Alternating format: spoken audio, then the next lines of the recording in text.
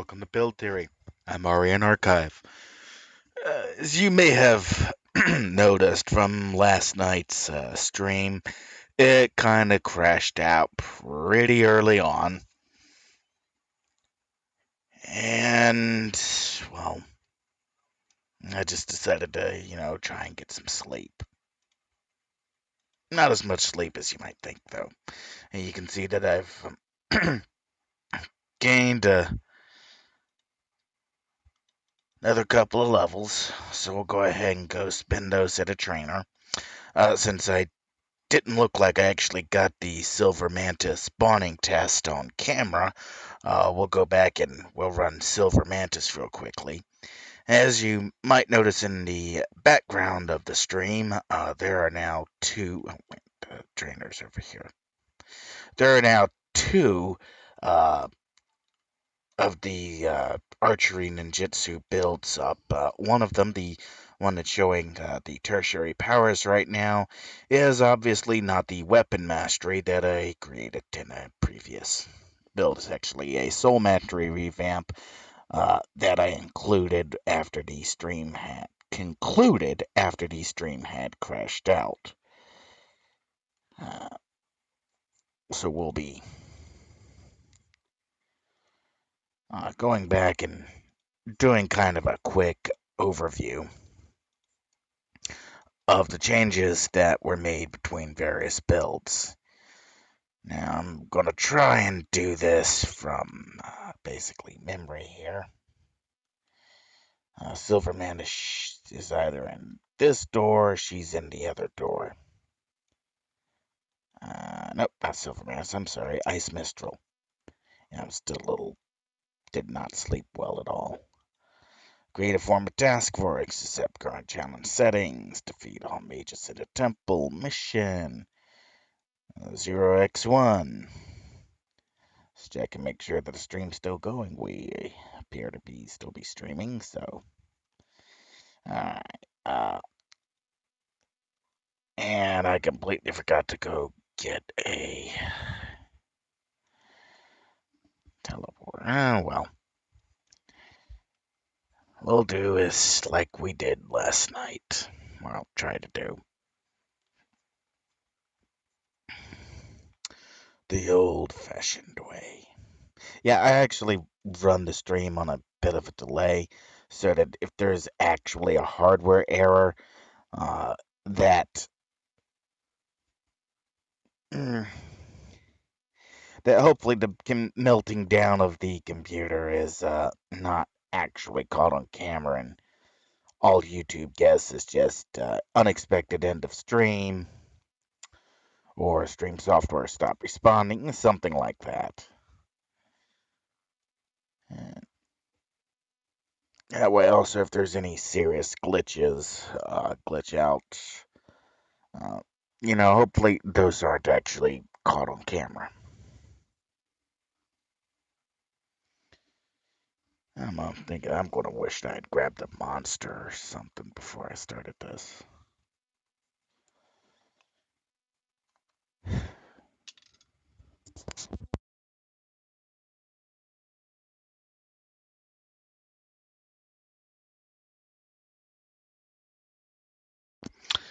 Traveling.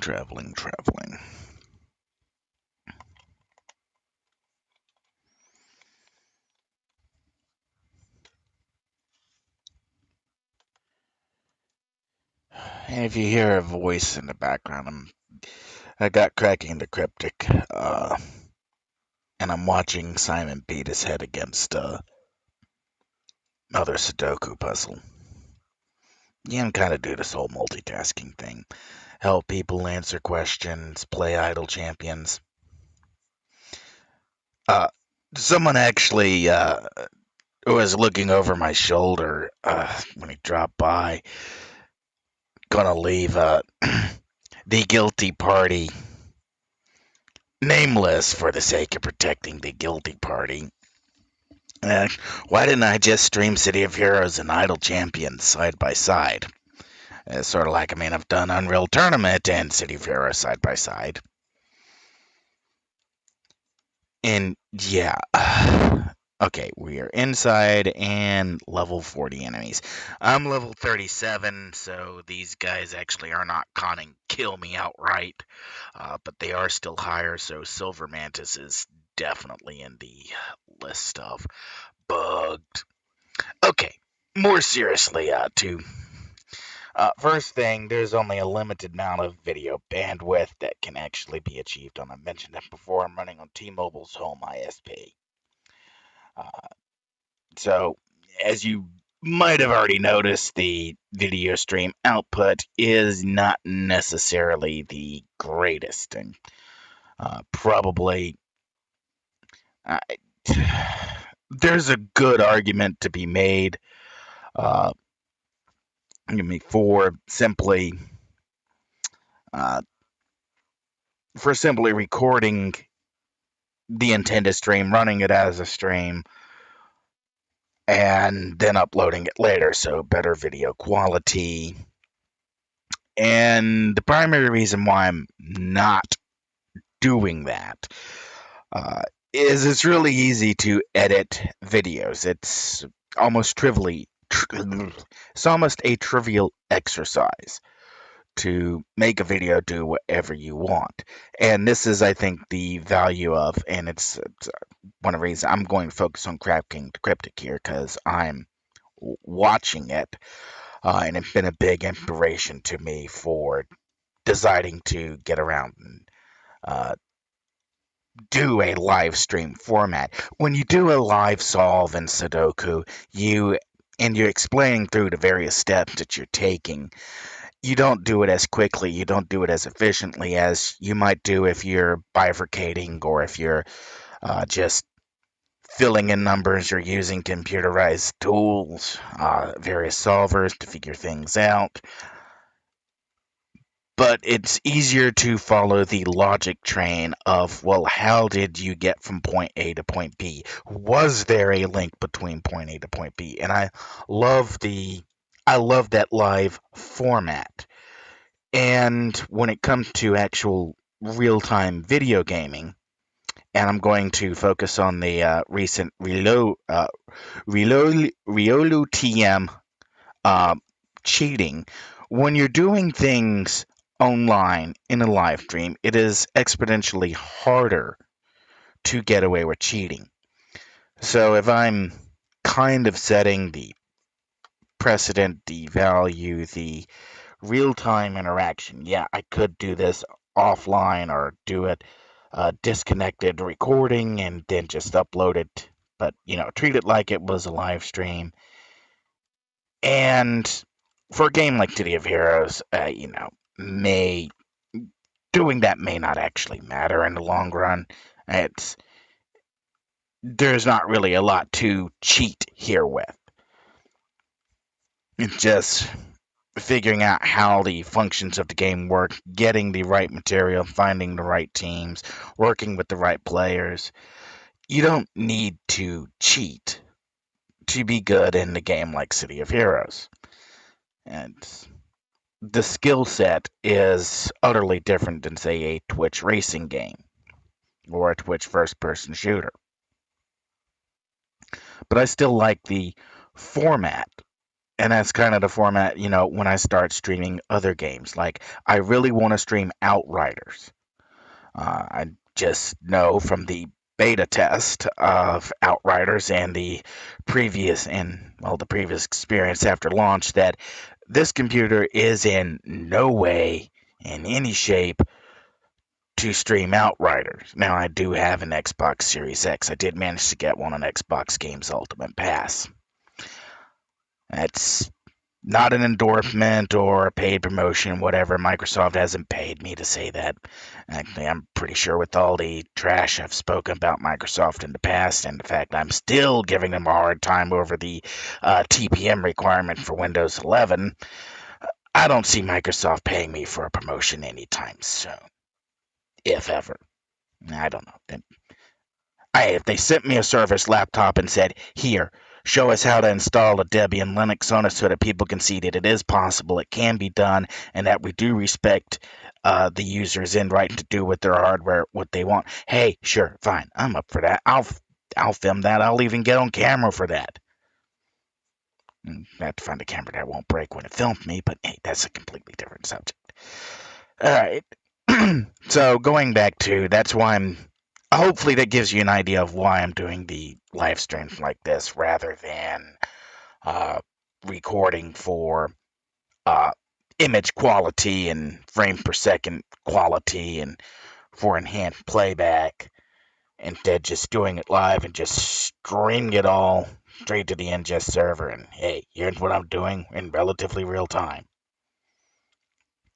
Now, if you're thinking my voice is a little more gravelly this morning, yeah, it is. I didn't sleep well last night. It's not that I suffer from insomnia, it's fribbity gibbet moo cow, man. Alright. Uh, so, let's try and catch up. What exactly am I doing right now other than hopping around Mercy? You see me going over these green badges. Those are location badges. As I said before, this is Vidiot Maps. It's an overlay. It's available on the Homecoming server using a tool to add it in. And this going after location badges is a very and the various plaques around the city is a very good way to get a jump start on merits and get specifically speaking enhancements that might not readily be available on the auction house or that you may not have the finances in terms of influence to buy straight out from the auction house. You can rack up a significant number of merits just by visiting locations around the city. You can also get a start on accolade powers, and as discussed previously, the accolades, there are 4 different accolades that specifically benefit your character. They have different names depending on whether or not you're running as a villain side or a hero side character, but the effects are the same. You have the ones I'm familiar with. I'm going to go Task Force Commander, Marshal, Megalomaniac, Freedom Phalanx Reserve. And now I'd actually have to go bring up mids or bring up another character that has them. And depending on which side you are playing on, some of the accolades are easier to get on one side or another. Oh, right. It's night. I can get the snakes later. I need to go get ghosts. So what I'm kind of doing right now is there are 2 here in Port Oaks. There are 2 groups of enemies that count towards accolade badges. You have the snakes, which I was just defeating back there, and you have the ghosts, excuse me, that spawn around the old pirate base. So we're going to spend a few, since I'm here, really just yeah, there we go. I'm also looking for see if I can grab the Mordecai. Since I'm not yet 40, if I can go ahead and get the Mordecai tip, that suspicious envelope, investigate.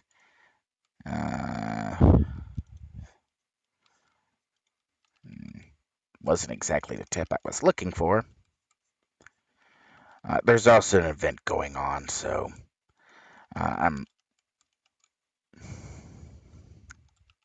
Anyways,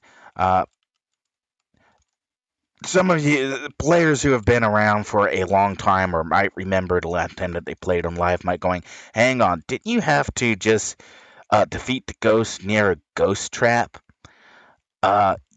Yeah, that's how it used to be done. One of the, again, changes that was made, and I'd like to think that I'm being a prat, had a hand in this change. Whoa, hey, it's a big old pumpkin. Let's not say hi to the pumpkin. I don't think pumpkin. Woof. I don't think that the pumpkin and I are going to be friends right now. that, and since I basically have no IO slotted and I am bleeding endurance like a sieve, wouldn't really fare well anyways.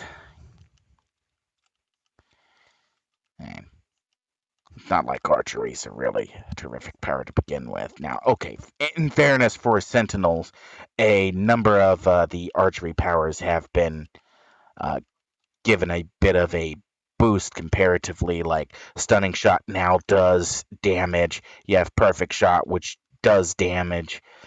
Uh, so, comparatively speaking to other archery sets, and I'm to reference the player Tiger Snow from Triumph, since I played with him a lot.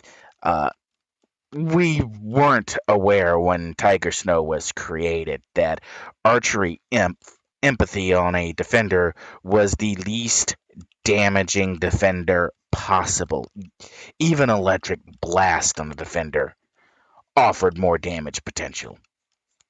But two big changes were made on the secret server. And first was archery was giving a no redraw theme. And basically, what that means is that every time you change powers, the bow is not redrawn. So you can swap back and forth between I'm going to do a kick on that guy, and I don't lose any animation time in having to draw out the bow after having kicked an enemy or having used another power, which might put the bow away, like the heal puts the bow away. And no redraw, boom, the bow's back out.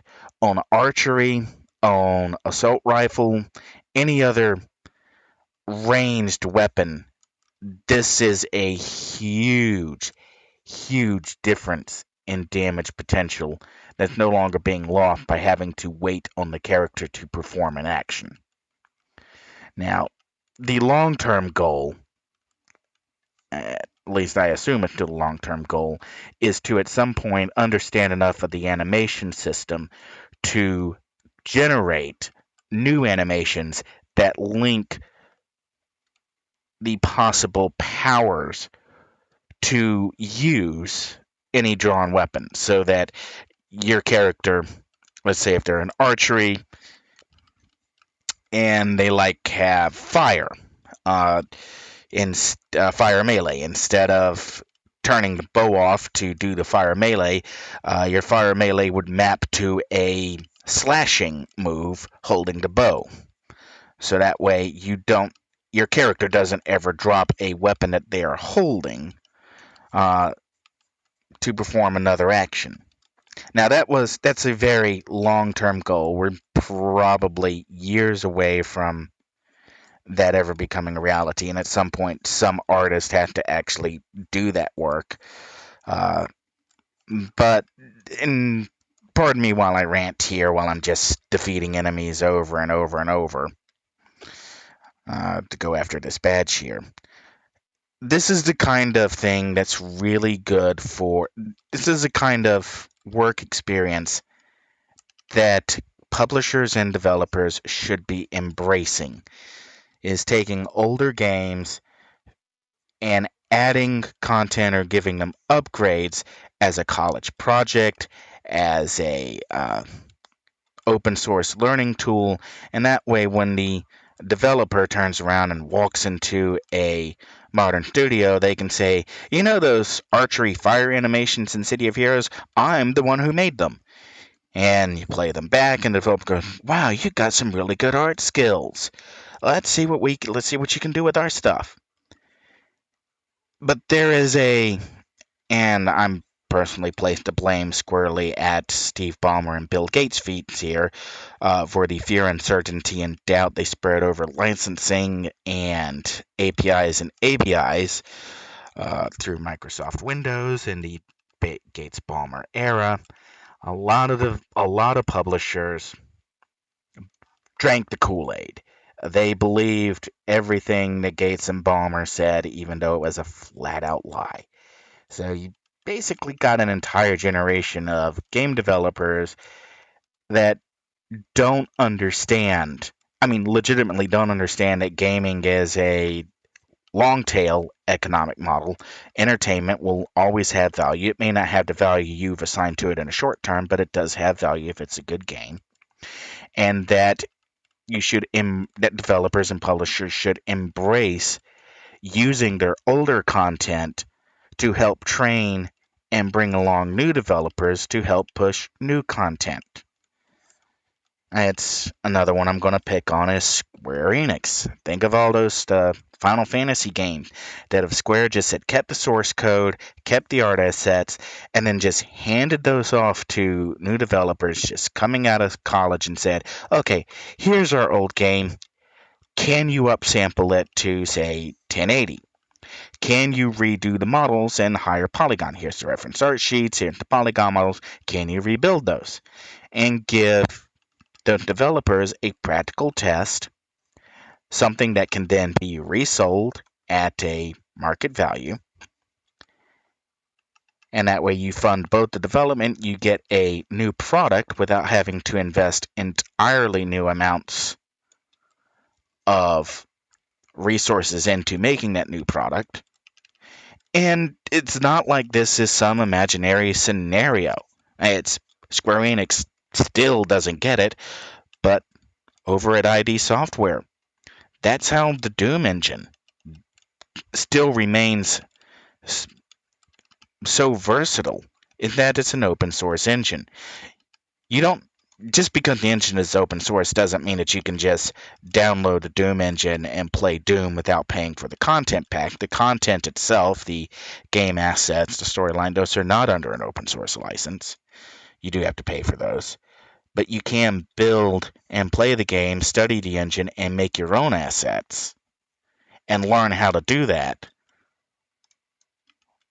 And that's been a big, big help to developers who have gone on to work for ID Software later. And there we go, Pirate Badge. So that's kind of my rant on modern publishers and developers. A lot of them they drank the wrong Kool-Aid from people who were not. There's no way around it. Bill Gates and Steve Ballmer are consumer hostile. They are not what you think they are. If you think one of them's some kind of hero, you're wrong. Deal with it. But the impact they had on the industry is entirely negative. There is no positive, no upside. Okay.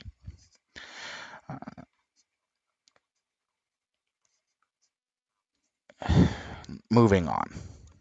So going back to focusing on City of Heroes, I'm continuing kind of circling Port Oaks, and I'm heading to another badge that's all the way out here. Okay, since I got sidetracked talking about how game development should work and isn't working, and how it had been proven to work in the past, and my general complete inability to understand why publishers and developers are openly hostile towards models that work and favor models that, well, keep leading towards millions of dollars in lost product, and developers working on contract salaries for 6 months at a time and never properly documenting their work or learning any vital skills, or having the ability to go back and fix things that they worked on in the past. Let's talk about some of let's say that NCSoft does the right thing. I mean, they legitimately do the right thing, release the City of Heroes source code officially under an open source license, officially sanction Homecoming server as the official implementation. NCSoft recognized former developers can go work on this project. Let's say NCSoft actually does listen to the good advice this go around. Here's some of the things that the secret server definitely improved upon. And again, this comes back. I've made this argument passionately, and some might argue obnoxiously, that if you are a high-level player, all of these enemies around here are conning white. Even if you are a no damage, you have no slots, most of these enemies are one shot, one kill. So if you are trying to get an enemy over to this ghost trap for a badge, you have to, as a high level player, take some pretty obnoxious steps, up to and including creating an entirely new secondary build that has a taunt built into it, either taking the present power pool, or if you have a native taunt, using a native taunt so you can get enemies close enough. Another option is to go and put yourself into an Architect, Entertainment, or Ouroboros Task Force, which places you at a lower level, and then once you're on level with these ghosts, then dragging them to the ghost catcher, then defeating them. It's a giant big hassle, and you either have to plan specifically for it. It's not something that can occur just by playing the game. Now, if you want to have challenges that require the player to think creatively, to plot plan, come up with a strategy on how they're going to pull this action or that action off, that's fine. But make it a separate challenge. Don't tie it into something that the player might actually need to do. So what happened on the secret server is the developers there, they changed it so that defeating these ghosts anywhere that they spawn awards the badge necessary for the accolade on the villain side. So if you are just casually playing the game with friends, you can get the accolade and you can proceed. Now, if you want to take the challenge of trapping those ghosts, those badges are still in there. Admittedly, they've been renamed. So if you want to take the challenge of you're going to get those ghosts into that trap and catch them, because it is, quite frankly, an interesting mini game implemented on top of the primary game, a conditional fight, if you will. One of the first attempts at a conditional fight, I think. Then that option is still available to you. It's not being taken away. It's just the player is no longer being forced to go out of their way to do something that they would not normally do. So what the Secret Server devs did is good game design. It gives players the option to either take the challenge or play the game as they normally would. That's how it's done. And all credit goes to those devs, because that's a brilliant change. Paragon Studios and Cryptic should be hanging their heads in shame that they never did it themselves. Okay. So going back to, I'm still in the process of gathering all the badges that are around here. Uh, and this question gets asked kind of often. There's a location badge, a logout location badge. And some people ask, well, where is it? There's a Arachnos base badge. And that's actually over here, the building I just walked into. Here's the Villain Side Supergroup Registrar. So if you log out here, you do get a logout badge. And if you're a new player, the easiest way to find it is to just look on the map and just look for the bright strip of, if you don't have idiot map overlays, just look for the bright blue strip of water in the middle of the city, and there's your badge. I think it's going to be quicker.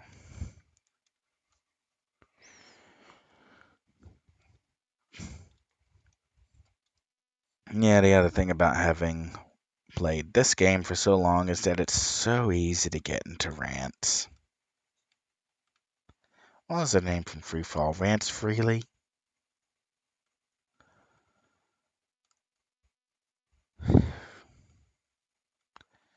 I know there's a badge in here somewhere. And zoom this way. Here it is. Hidden in the grease spot. Alright. And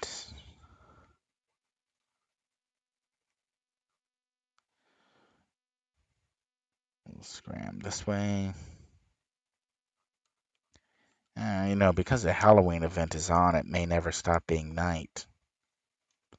Hadn't actually considered that. Might have been important to consider. Alright, the importance there is those ghosts that I was just defeating only spawn in a nighttime cycle. Uh, so forgetting that there's a Halloween event on, because this server is running a month of week of events. I think I said that right. If I didn't, I'm sure somebody will say I butchered that as well. Um, so this week it's Halloween week. So trick or treat costumes and all the assorted goodies. And while I'm tangented on that subject, uh, what badge am I missing?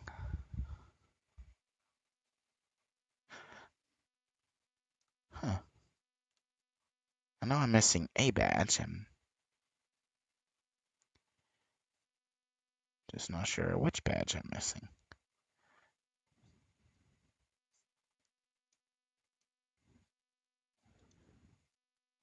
And let's make sure I got this blank.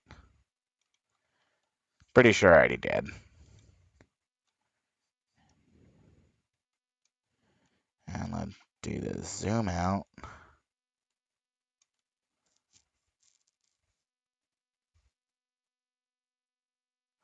Now, I'm gonna be really mad at myself if I somehow manage to skip.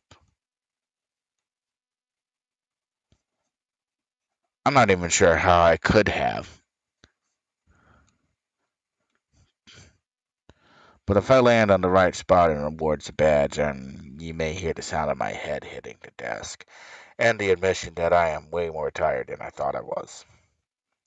Or I'm as tired as I sound, either way.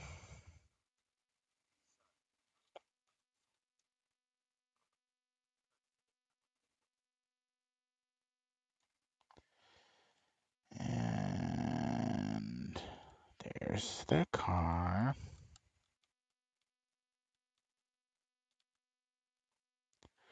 Well, it wasn't that badge.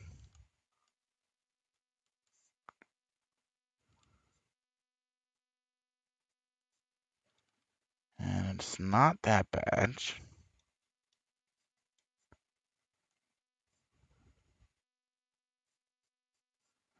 One, two, three, 4, 5, 6, 7.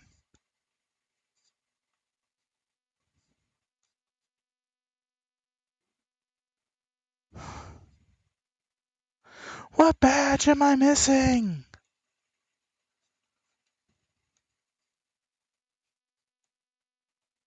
I know I got the one in there. And let's stop for a second. 1, 2, 3, 4, 5, 6, 7. 1, 2, 3, 4, 6, 7, 8.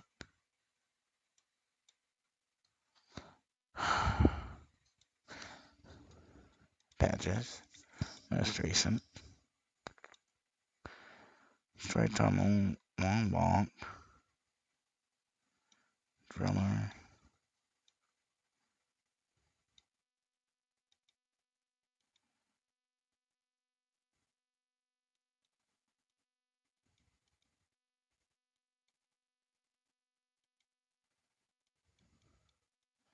And Scurvy Dog, Washed Up, Powder Monkey, Driller, Long Walk, Hidden Go.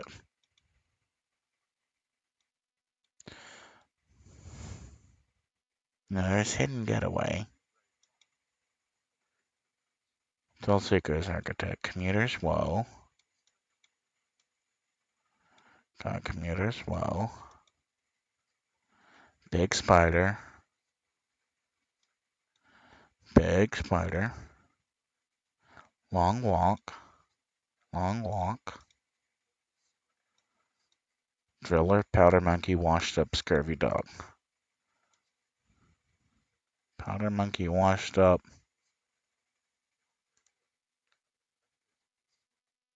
Okay, Scurvy Dog. Scurvy Dog is number 1. Okay.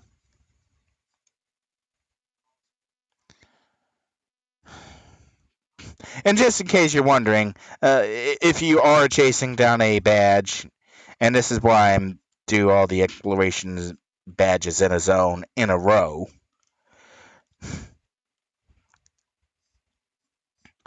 I thought I grabbed you. Nope, I didn't. Well, that was it.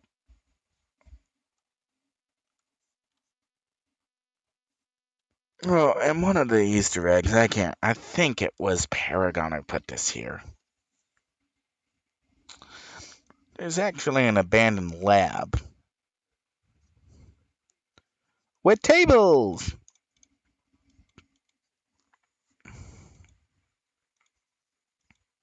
So you can create yourself some inventions, even if you are a low level running through Port Oaks.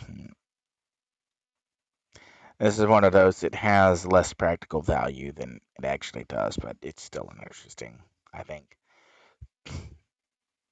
Easter egg's not quite maybe the right word.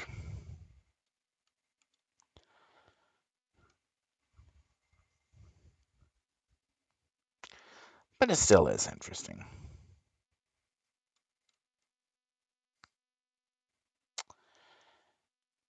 Okay. And I'm basically just using this stream to go and grab badges and rant and ramble. It's like I'm too tired. Wow, really me? It's like I'm too tired to actually go focus on making builds. I'm just tired enough that ranting feels like a good option.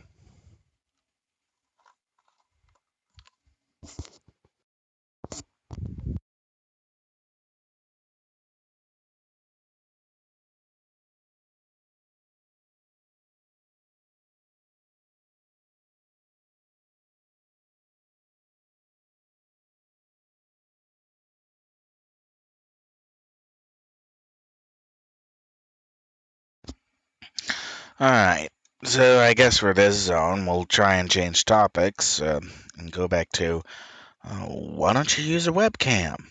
Well, I don't actually have one. Okay, yeah, sure. There is a camera built into the laptop, but for those who don't know, the laptop took a kitty powered plunge, and I don't really trust it anymore. Uh, and I just never really had a reason or desire, as it were, to go out and get a webcam.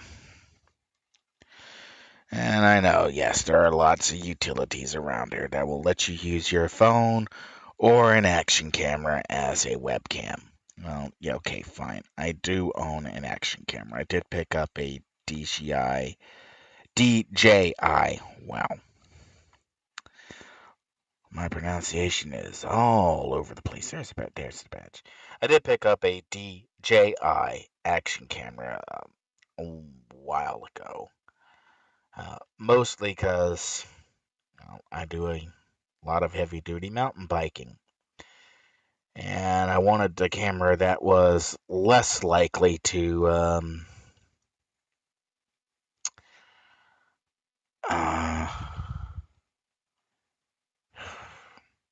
there's no polite way to say that. Well, there's no good way to say that. Uh, at this point, wow, what is? Oh, I ran past a pumpkin. Didn't even see it. Hello, Aoshai.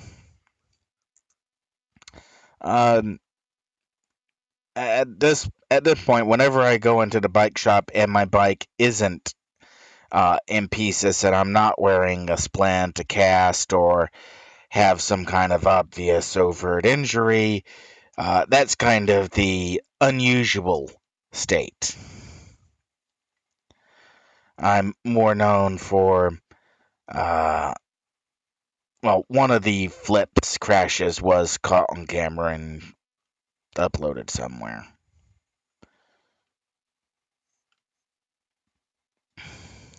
So,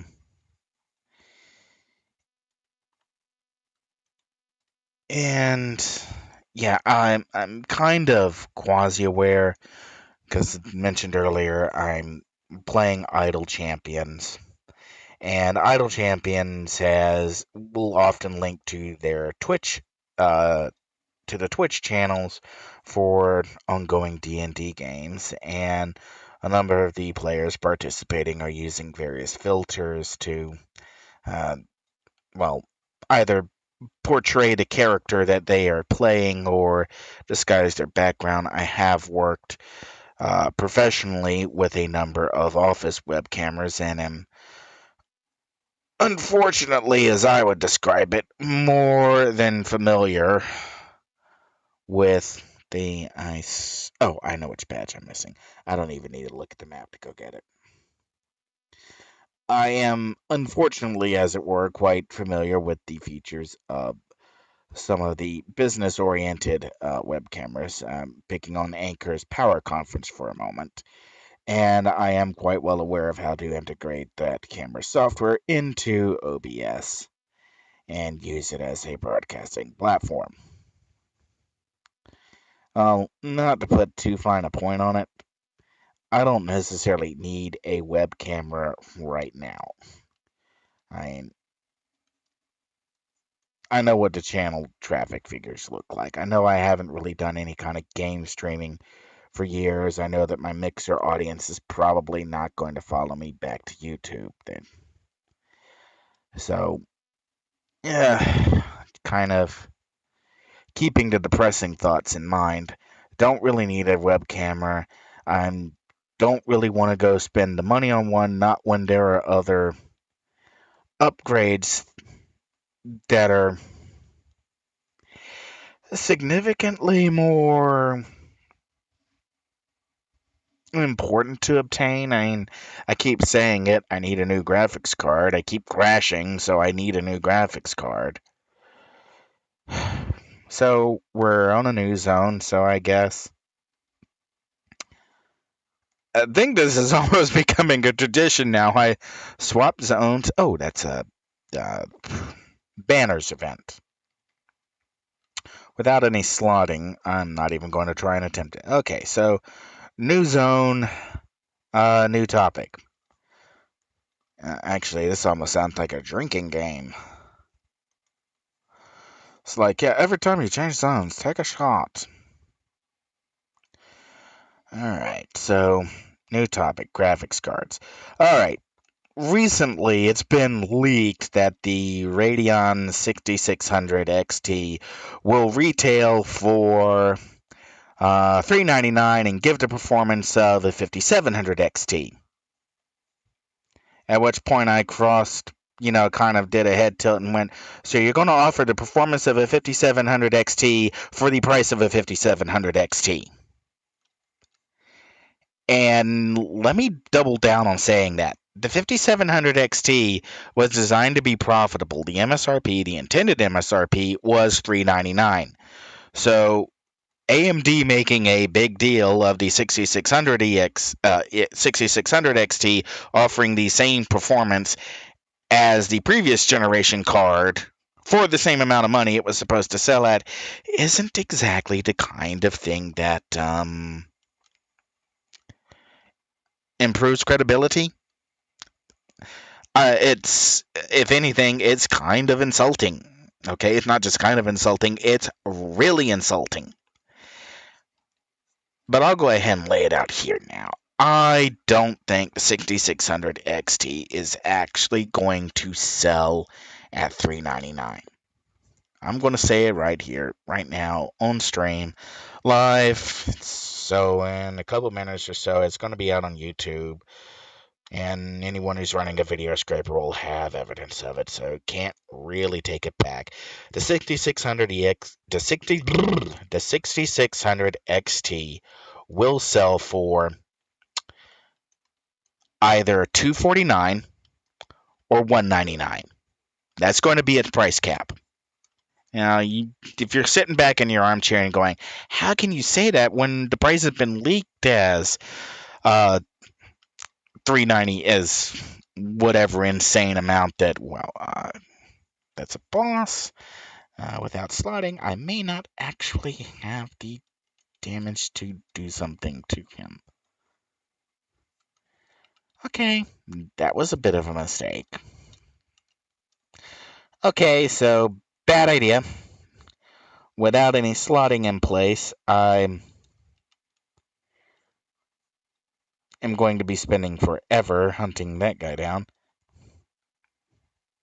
I don't need a alignment mission right now. Alright, here's the thing.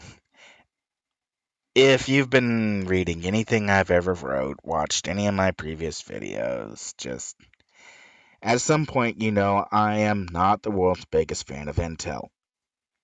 I've actually been I would go so far as to say anti-Intel for years.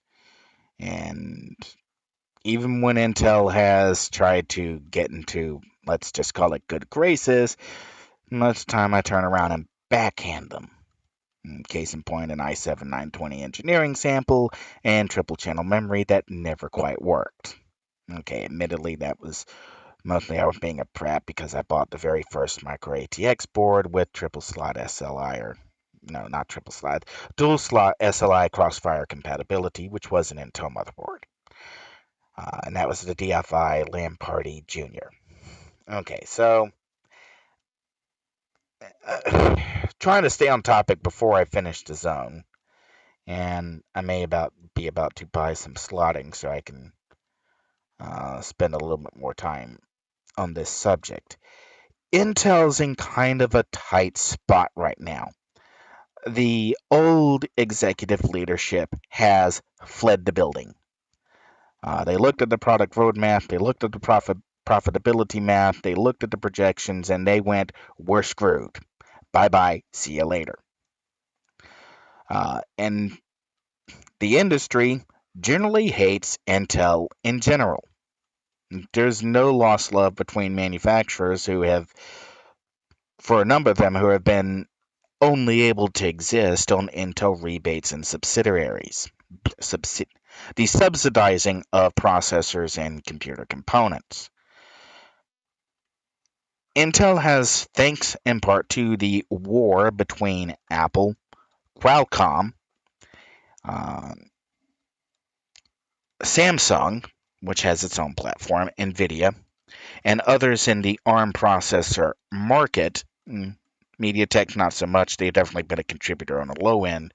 But thanks to the ongoing processor war, Intel has been placed in a very dangerous position. Even before we start talking about the other elephant in the room, most consumers can get the performance that they need to run the applications that they want to run on ARM processors today. ARM processors that cost a fraction of an Intel processor. That has seen the explosive growth in Chromebooks, Windows 10 on ARM, Apple, the M1 processor. And real quick note on the M1, I do think Apple is cheating on the benchmarks, but I don't think they're cheating like people think they are cheating. Let's go sell some of these enhancements off. I think ARM is cheating by taking a page out of AMD's book. With AMD's APU, the accelerated processor, the Kavaris, the Richlands, if you were running a floating point operation on the integrated graphics processor, you had a significant amount more performance than you would running that same load on the processors. On the Kavari or Richland floating point unit. And you could really, there was a game out that you could actually test this on Planet Explorers. If you told Planet Explorer to use OpenCL on the APU's graphics processor while rendering on the primary discrete graphics card processor, your in-game performance, you could outperform every single Intel system that was within the same price range. not even trying. It just frame per second, loading speed, everything would just be boom far ahead. And I think that's what Apple is doing with the M1. It's not necessarily about the processor optimizations. It's about the controlling the development toolchain. In order to publish on an Apple ARM platform, you have to use the Apple compiler. Now, unless you are an expert at reverse engineering code or you are an expert in compilers, you probably don't actually have a very good handle on what instructions Apple is generating with their code. Now, if you don't know what instructions Apple is generating, you may be able to measure what the processor is doing with that code if you have extra access to sophisticated thermal sensing or X-ray sensing equipment that you can tell by the heat dissipation or by the electronic activity exactly what each section of the processor is doing. Without access to that equipment, you do not know. Legitimately, you do not know how Apple is actually processing the information that you are putting through to the M1 subsystem. So let me pose this as a question. If Apple had full control over the development toolchain and their compiler is automatically parsing code such that uh, code that is optimized for floating point operations is piped to the graphics processor, to the M1 GPU unit, instead of the floating point unit on the processor itself, would you, as an end user or a developer, be able to determine that optimization? I'll give you a second to think about it because the answer is no, you wouldn't. Unless you were an expert in compiler technology and you knew exactly how and well, this could, Intel has done it before too. How Apple is compiling the software that you wrote, you don't know for a fact that Apple's not running your floating point operations that can take advantage of the floating point on the graphics processor instead of on the M1's ARM floating processor. Now, if you take that kind of performance jump that you saw on AMD's Kavari, Richland, and other original APU systems running OpenCL, you take that kind of performance jump and you apply that same ratio delta performance to the Apple M1, you suddenly get benchmark figures that look startlingly close to what you would expect from a processor running floating point code on the graphics processor and not the floating point uh, components of the processor itself. So that's how I think Apple is cheating. I don't think they're cheating like they're not doing the calculations. I think they are doing them. I just think they're using their compiler and control over the ecosystem to do something that AMD tried to do over a decade ago and couldn't get the developer traction to do it because AMD could not get developers to use OpenCL or use the GPU before that, yet NVIDIA, which came along and convinced an industry to use CUDA, the CUDA engines. But since Apple has that kind of control, they can get away with that kind of compiler level optimization. And since you have to use the Apple compiler and have it signed to go onto the Apple platform to run with the Apple system, that kind of optimization can in fact be hidden and be leveraged. So what we will probably see as OpenCL and Vulkan become more integrated with Linux systems, and compilers start running Vulkan OpenCL code as default for floating point optimization, we'll probably see that kind of performance jump going backwards into today's Android systems, which have OpenCL Vulkan compatible graphics processors, which are very powerful floating point processors. All right, bring this back around to Intel because I got away from that. I got away from where I was going because I was comparing here. I'm looking at Blazing Arrow. I'm going to need a Sentinel damage set in it. So real quickly, I'm going to check my character email. And we're going to see if I've got any Sentinel sets in here. I probably don't since I'm basically trying to run every single Sentinel armor set or power set there is. Uh, Mostly because, as much as I slag on Sentinel for being underdamaged, they are just such a perfect archetype for just sit back and chill, just run with it, just drop in, run with the team. Really do love them for that. And yeah, I'm just not seeing any Sentinels in here. Alright, so to the auction house. I don't have enough money. Do I have anything sitting?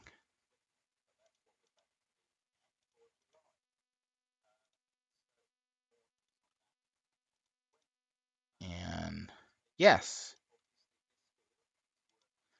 Well, that probably wasn't enough to go buy a Sentinel set, so give me a second while I... No, I definitely don't have enough reward merits. And give me a second while I figure out who I'm going to go rob. I'm a vigilante. I'm okay with robbing people. All right, while I'm looking this information up, trying to continue on here. So Intel basically had a humongous problem just growing in the back. They've been losing ground to ARM processors. They've been losing ground. They were already losing ground to ARM processors. 5 years ago, I was already saying that ARM processors were poised to uh, deliver a they were poised to deliver power performance per watt per cost that would put them within range of Intel systems at the time. And yeah, you're only allowed to send 99999. All right, that should be enough. Claim, delete. All right. Now that we have enough cash to go shopping, let's buy some Sentinel enhancements. If they're available. Knowing my luck, they're not. Attuned enhancements, Sentinel archetype sets. And we'll go with the base, Opportunity Strikes. Yes, we do have some available. Now, depending on which server you are on, the average cost may differ.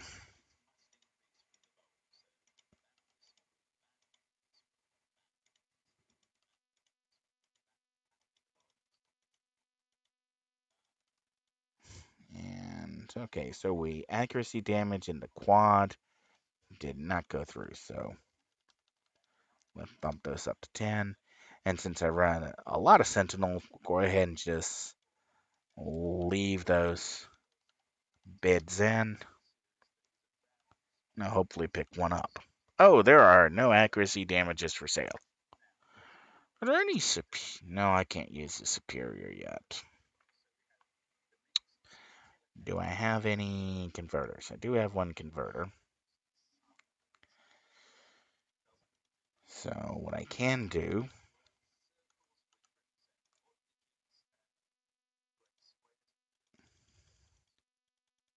is go ahead and take one of these second damage recharges and convert it. Well, the proc's useful too.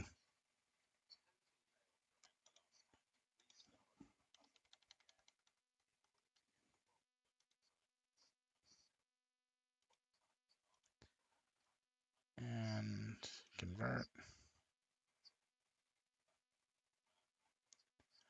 That's another quad. Alright, now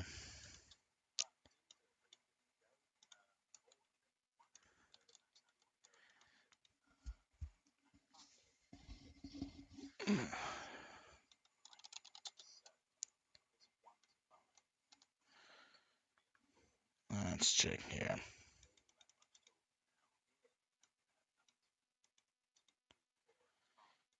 Nope. Alright.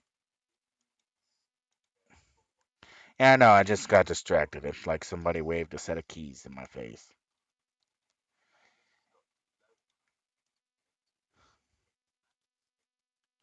Easily amused, huh?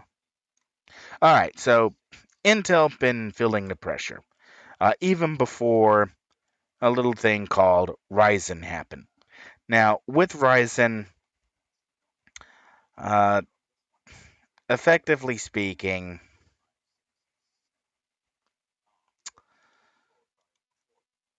uh, wait, she's. I gotta go to Pocket D.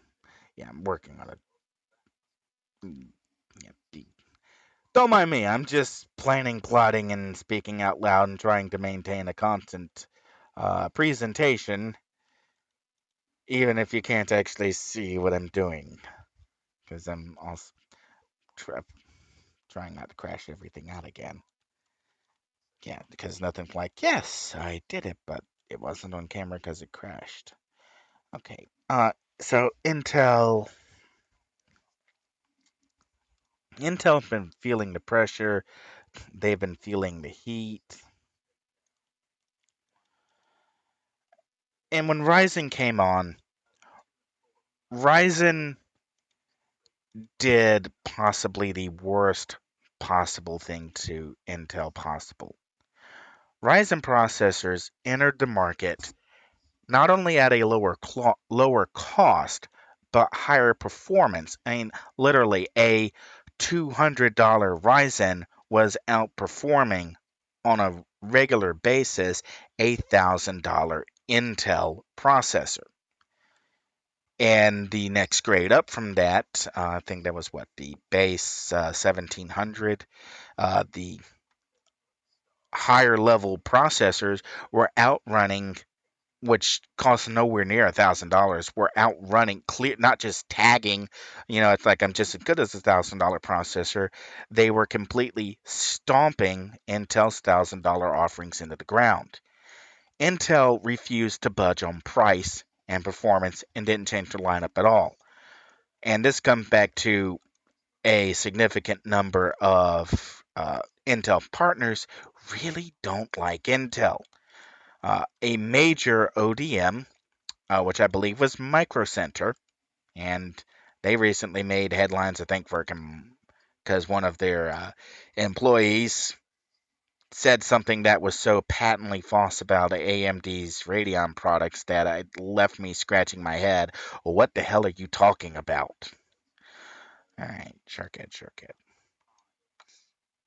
All right, so anyways, Micro Center, if I recall, took to cutting Intel prices directly. Like Micro Center themselves just took the financial loss just to move Intel systems and components out because nobody wanted to buy them. Nobody was looking for them. Nobody was asking for them. And collectively, after Micro Center, again, I think they were the ones who made that move. After they started that, other ODMs and vendors just followed in their footsteps. They just started slashing prices and just took the loss. They just wrote off hundreds of thousands of inventory, of cash, of whatever you want, every single metric. They just wrote it all off. Unrecoverable, loss, wrote down, never going to recover, debt retired, however you want to phrase it. Just bye bye, gone. It's not there anymore. And Intel didn't know what to do. I mean, legitimately, Intel didn't know what to do. They had their own vendors just undercutting them. Okay, Stunning Shot was getting opportunity strikes. Where's Stunning Shot? There it is. Yeah, yeah. So we'll go ahead and start placing these in. Okay, now we'll move these down. All right, so bringing this back around. Yeah, no, I just did something on camera where I'll come back to this in a bit since I keep getting distracted from talking about Intel. Intel Intel took it on the chin, and the Ryzen revolution is one of the things that led to the downfall of Intel previous management and the ejection of the previous CEO because Intel was just going to try and continue business as usual, and business as usual had stopped. The vendors were no longer playing along. The vendors were just holding up giant middle fingers to Intel's management and saying, you either get with the market or you know what, we'll just take a loss and we'll start selling AMD products. And guess what? We don't need you anymore. We can sell ARM products, we can sell AMD products, we have other vendors to choose from. And just with Ryzen alone, AMD almost broke the back of Intel overnight. Um, Flash forward a couple of years, and you have the rise of digital currencies. Now, I've been over this in previous streams, uh, and and I'm going to double down on a statement here. A lot of people do not understand that China's crackdown on cryptocurrency isn't what they think it is. China isn't cracking down on cryptocurrency for the reason China would like people to think it is cracking down on cryptocurrency. China's cracking down on cryptocurrency because cryptocurrency only had one use for China, and that was to track political dissidents, people who were speaking out against the Chinese government. And political dissidents were under the impression that digital currencies were a method of exchanging financial resources or resources in general without having a name, address, or location attached to it. A slight problem. Anyone who has calculatory control over a digital currency can, in fact, gather enough information to unmask anybody leveraging that digital currency. So the CCP, the Chinese Communist Party, was, and this is not a joke, this is not an exaggeration, this is statement of fact. The CCP was paying cryptocurrency miners to buy NVIDIA and AMD graphics cards from the factories who were ordered by the CCP to sell to cryptocurrency miners. This is the CCP's own orders to sell to cryptocurrency miners so that the CCP could retain calculatory control. And thus, by retaining calculatory control, the CCP would retain, you know what, while I'm here, since I already know it didn't make much of a difference, I'm going to buff that out and check our sets and bonuses. No, that actually buffed my recharge. All right, sorry about that tangent. The CCP was knowingly paying to retain calculatory control of cryptocurrencies. So, what changed? What stopped? Well, honestly, people started dying. That's just what it comes down to. Uh, and this ties into the Wuhan uh, COVID-19 release, where the CCP, when you track the events of the Wuhan outbreak, I don't think the CCP was ultimately responsible for releasing COVID-19 as a weapon. It was designed as a weapon. That's not under contest. It is owned by Bill Gates. That's not for debate. Bill Gates is a domestic terrorist. That's not for debate either. He should be under arrest for war crimes. That's not a debate either. It's not. I will go get you the patent number. Bill Gates literally owns the patent on COVID-19.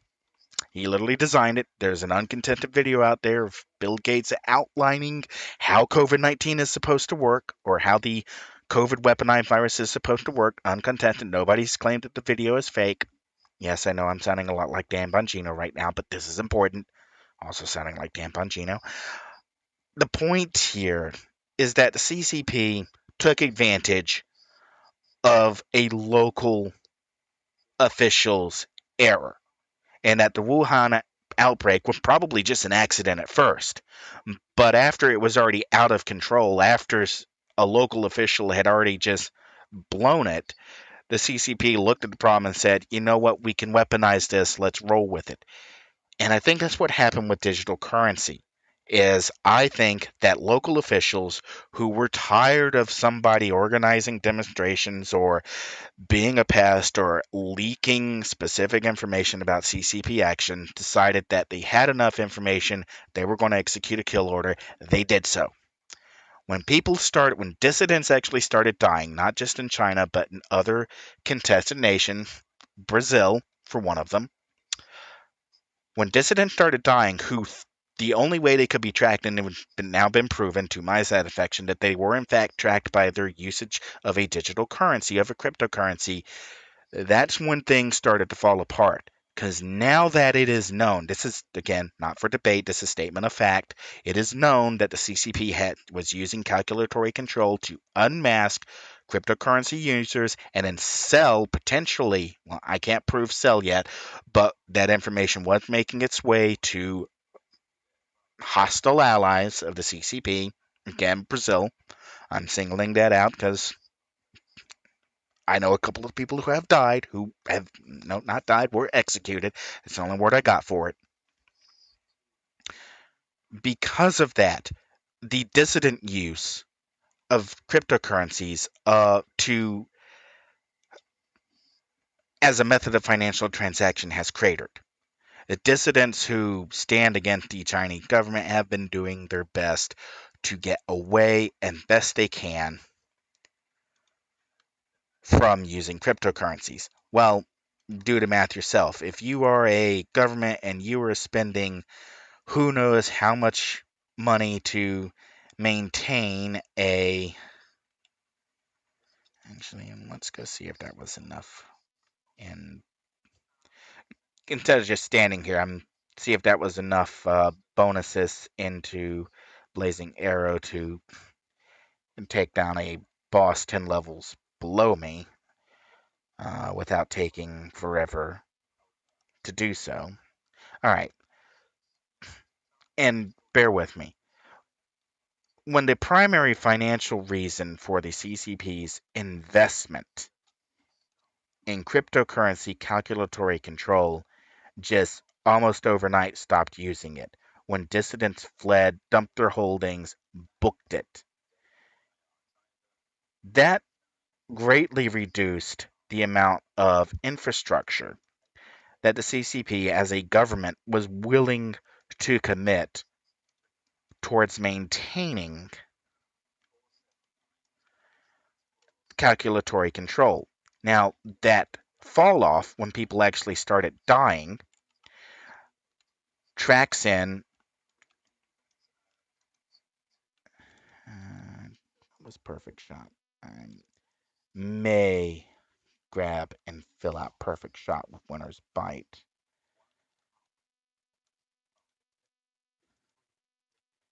Just to give a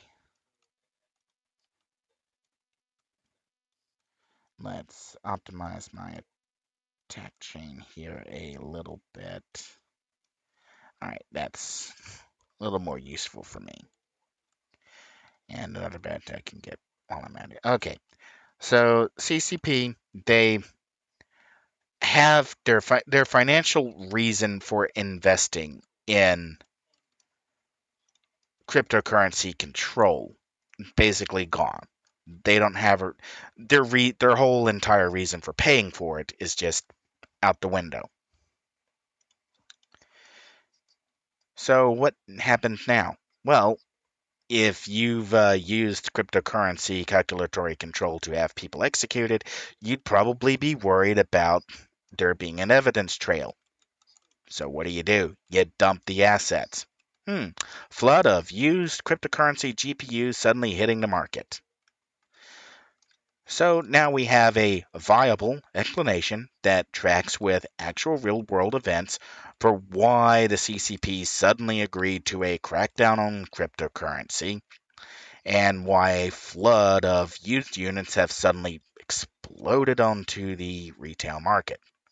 But it's not as simple as that. I mean, I wish it was, but it's just not. Uh, a complicating factor here is that the CCP uh, doesn't intend to give up control, calculatory control of digital currencies. It's too valuable a potential future tracking method. They need to stay on top of the game. Well, doesn't that mean they still have to invest in buying graphic processors before those processors ever hit the market? Without being obvious that they are buying graphic processors before the graphic processors even have a chance to leave the market or get into the market? Well, you have to look at other advancements, and this comes back to Intel and Intel competitors. Massive core ARM processors are starting to appear on the market. You're seeing 128, 256. Think I even saw someone touting a 300 something cored ARM processor, basically exascale processing in the ARM ISA. Now, if you've got that kind of size and control over an ARM processor to manufacture and then power, costs significantly less than a graphic processor. Far less. I mean, you can get a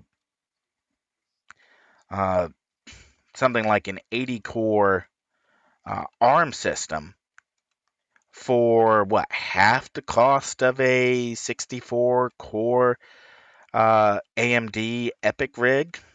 I don't want to go open up an Antec and actually check that pricing and figures, but pretty sure that's close to what it was.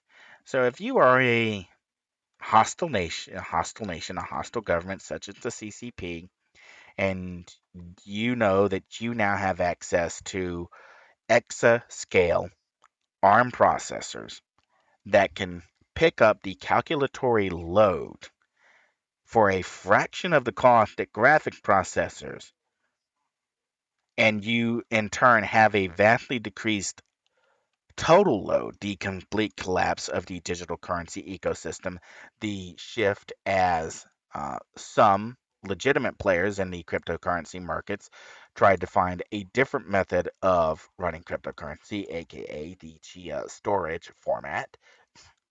As you get these, sorry, I'm assuming I'm seeing my cat wandering around. But given the subject that I'm talking about, I didn't want to take that as an entire possibility. All right, back to the topic. Uh, Keeping in mind this influx, you've got ARM processors, ARM server level processors capable of picking up the calculatory load, a vastly decreased load, and what was it, Dogecoin collapsed below 15% of whatever its total calculatory volume was a month ago. When you get that kind of collapse in place,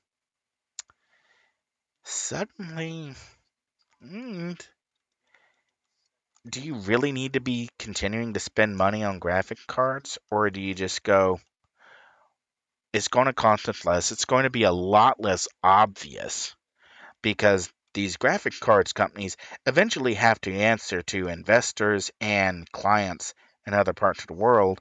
And if our primary purpose of buying all these graphic cards is for surreptitious activity that is no longer surreptitious, what's the natural result? The natural result is exactly what we're seeing, a flood of graphic cards hitting the secondhand market, CCP clearing out its inventory, and making a very public cryptocurrency crackdown, even if the reason for the crackdown is simply,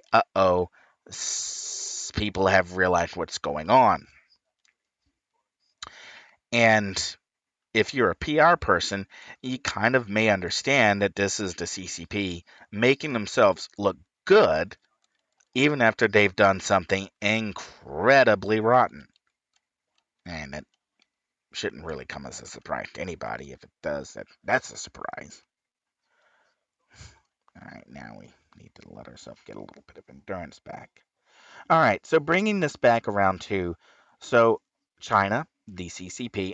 I kind of need to stress here that there is a separation between China, the nation, and the CCP government, because the vast majority of the Chinese Christians, the Uyghurs in concentration camps, they are not villains. They're not out to destroy other nations. A lot of them are just simple citizens trying to make do the best they can. I don't want to slag them off at the same time that I'm slagging off a socialist government. So, keeping that in mind, the CCP is the villain here, not the Chinese people. Flash forward, let's bring this back to Intel. Intel has basically been finding itself kicked out of the Chinese market by the CCP. Intel has not been willing to make or sell the kinds of tech that the CCP needs to make its citizen tracking facilities operate. The CCP has homegrown a lot of that using the ARM ISA or other open ISA that it could get a look at and then steal for themselves. It does have that supposed partnership with AMD, but from a hardware perspective and looking at roadmaps, I'm 99% certain that x86 in general does not figure substantially into any further CCP plans. It just it doesn't. All right, so Intel kind of in a tight spot then. They're getting trashed by AMD on the performance point. On the performance point, vendors are slashing Intel the cost of Intel products without regard to how Intel feels about the slashing of the cost. And the problem has just gotten worse. In addition to being locked out of various markets, having ODMs just slash prices, the biggest number one single complaint that original design manufacturers and original equipment manufacturers are getting is every time they release a new product, they are flooded with, and their product features an Intel processor, they are flooded with, well, where's the Ryzen version? Case in point, Blackview. A company just unleashed their first laptop featuring an Intel processor, and as I understand it, 90% of their email traffic over the last 48 hours have been nothing but people asking, "Where's the Ryzen version?" And on top, and this is one of the reasons why you're seeing in the retail market that Ryzen processor after Ryzen processor after Ryzen processor is being hard to find. I mean, if you're camping AMD's direct site, you can find them. But if you're in the open market, good luck. And Intel systems, fully built Intel systems, are having the prices drop not by hundreds, but by thousands of dollars. I love to crack at Microsoft on Twitter that one of the reasons they were uh, slashing prices on the Surface systems is even Microsoft understands that by August, almost every single Intel system currently on the market will probably be selling for half of its original MSRP just to get it out the door. Because nobody wants to buy an Intel processor when they could get a Ryzen. No one. The market's just not there. And Intel internally has admitted that this is true. The changes to the fabrication plans, sending out processors to be fabbed at Taiwan Semiconductors, cutting deals to open up fabrication spot, are all just admissions from Intel that both their fabrication techniques and their processors can't compete with Ryzen in the x86 market that modern gaming demands, or modern PC gaming demands. And for that matter, the modern exascale data center that has loads that are not serviced by ARM processors. Intel needs a way out. They're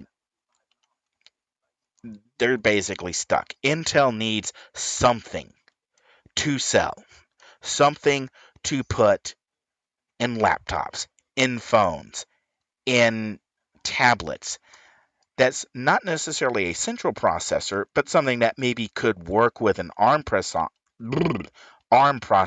or I'm going to have to get something to drink because I have got a serious case of dry mouth.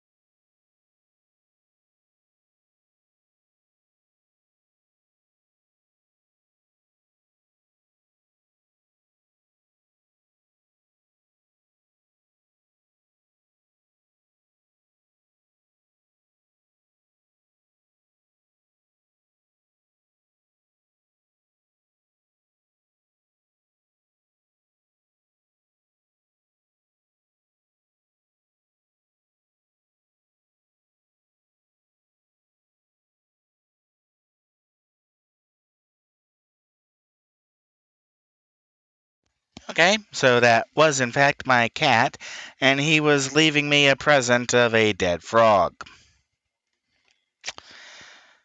At least it wasn't a crazy frog, I'll give it that. Okay, attempting to stay on track. So, Intel had been admitting to the failure of its fabrication facilities, the failure of its processor facilities, that it didn't actually have a plan or an architectural roadmap to compete with AMD, that it didn't really have a plan or an architectural roadmap to compete with ARM processors, that it wasn't going to be able to compete on power, performance, or any particular desirable metric, that Intel's processor plans were, for lack of a better phrase, absolutely doomed. So let's flash backwards. Intel has been telling people, investors, close stockholders, for a significantly long time now that things weren't all that good in Intel land, that a train wreck was on the way. And that's where we get into a cross problem here with AMD, Microsoft, Sony, Vega, Polaris, and Raja. Now, if you followed me, you might know that I claimed, and I still stand by this, that at some point the Polaris team at AMD demonstrated a functional model of the Polaris, that's the RX 400, RX 500 series processors with a 64 ROP backend. They basically what they did is they took the rastering system from the R9 uh, series from what was that, Hawaii, Southern Islands, something like that.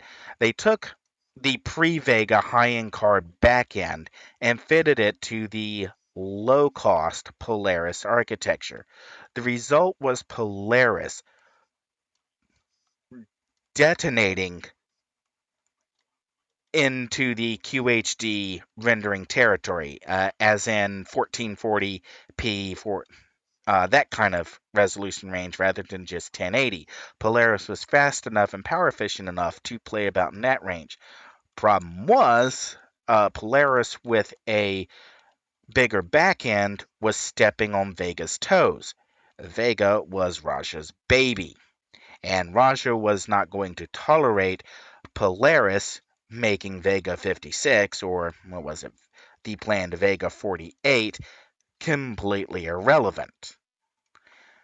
And at the same time, we also know from various leaks and sources that Raja did not feel that AMD was giving him the resources to make Vega a successful product line, and that AMD was spending more resources on Navi, which was the systems for the PlayStation 5 and Xbox One X, Xbox Series X, or the now, we do know that Polaris was eventually, I think, used in the PlayStation 4 Pro upgrade, and and we see what the PlayStation 4 Pro can manage with 4K visuals as a testament to just how good Polaris could have been if Raja had gotten out of the way and let the Polaris team be certified geniuses. So, Raja, unhappy with how AMD was allocating resources to console projects and how the B team, the low budget team, was uh, interfering with the high end processors. And we know that Raja was successfully headhunted by Intel. And what we don't know are the specific details of why Raja jumped, what all was offered. And we do know that whatever it was, Raja had a grudge and still has a grudge. To Raja, he's out to prove, from my point of view, and this is my analysis of it, he's out to prove that with a good engineering team, enough hardware iterations, a better software development team, more a more aggressive embrace of an open source driver strategy, Raja's out to prove that Vega or a Vega architecture, a computationally focused architecture, is the solution for graphics going forwards. AMD's Navi and Polaris teams are out to prove that Raja was the big holdup, and Raja's why both Vega and Polaris were resounding disaster. Polaris was never allowed to be the best product it could be, and Vega was too dependent on exotic technologies, such as high bandwidth memory, that weren't practical or affordable for wide deployment. Interestingly, I think this is why we've seen so much improvement in Vega in the APU notebook segment. My laptop is running a Vega processor. And I believe it comes down to, whoa, what did I just do? I'm not sure what I just did. I guess I hit a wrong button. Was that on camera? Yeah, I'm still streaming, so yeah, that was on camera. Whatever that was on camera. I should probably close that since I don't need it right now. Okay, so Uh, wow, that's wow. You could just hear the train, the train stop there.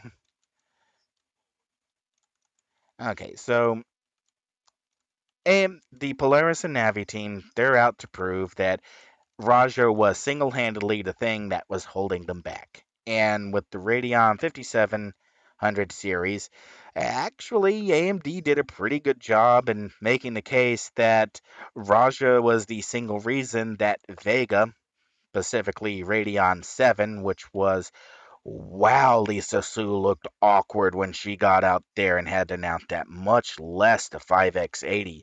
It's just like she had been hung out to dry. Uh, so AMD has actually made a very good argument that Raja was responsible for less than stellar performance from the Radeon teams. Raja's out to prove it's not entirely his fault.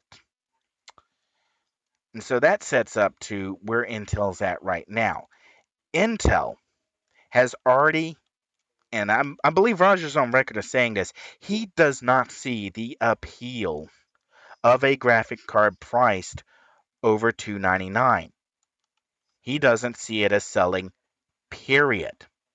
Now, we also know that samples of the XeGPU handed out to developers in advance had apparently been trading blows with the GeForce, NVIDIA's GeForce 38 3080, 3080.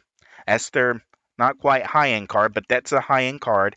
Have been trading blows with that, and the Radeon have been delivering better performance than the Radeon 5700 XT, the massively available card, or the one that for a while you could actually buy, and we'll ignore the Radeon 6000 series for a moment. So the leading example that has been sampled to devs, not the DG2, this is the high-end flagship card, have been, according to developers who have had access to it, trading blows with NVIDIA's and AMD's mainstream flagship cards, not the TIs, not the Supers, but the flagship for the mainstream. And what's more is that the price that has been attached to this 3080 matcher, this 5700 XT pounder, is $399. In fact, the way I hear it from a number of devs that have been working with Intel for a long time, the 299 card is trashing NVIDIA's 3070 in their internal tests, and the 199 card is trashing the 3060 in internal tests. Now, just do that math for a second. AMD just came out and said for $399 you can get a card that's going to be beaten by a graphic processor Intel's about to launch for $199. I, I, yeah. How can we say not happening? And okay, so the big question here is Intel as a company has never been known for being price conscious. They have never been known for being performance conscious. They have always commanded enough market share that they can charge whatever price they want and you pay it. Everyone else has had to play, well, we're competitive to that. We may be a little bit better, but we're competitive to that. That's not really the case anymore. And Intel back have basically been broken. Their foundry processes aren't up to snuff. They can't actually match AMD process for process, performance per performance, watt per watt, system per system. Just Intel can't. If you say that they can, you're lying. It's just that simple. And if you say, well, you can get an Intel system for less money, okay, yeah, if you're spending $500 less than an AMD system and you're only getting 30% of the performance, total performance, well, that's the argument that used to be made for AMD products. Yeah, they cost $500 less than the Intel, but you weren't really saggy, a $500 less for 30% less performance? Sure, I can live with that. Oh, where did I put that drink?